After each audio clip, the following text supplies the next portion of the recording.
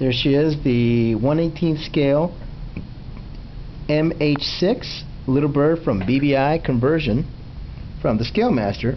As you can see, I've got all three lights: the green, the floodlight, and we do have the flashing beacon, all in working order. Needs to be touched up, paint and things of that nature, but everything works in order.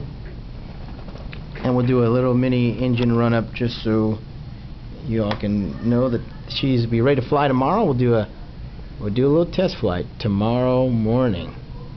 So hopefully that goes well.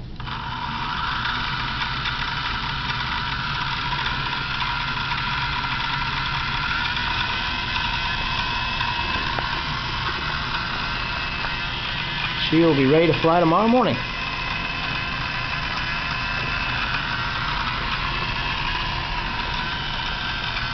(118) BBI.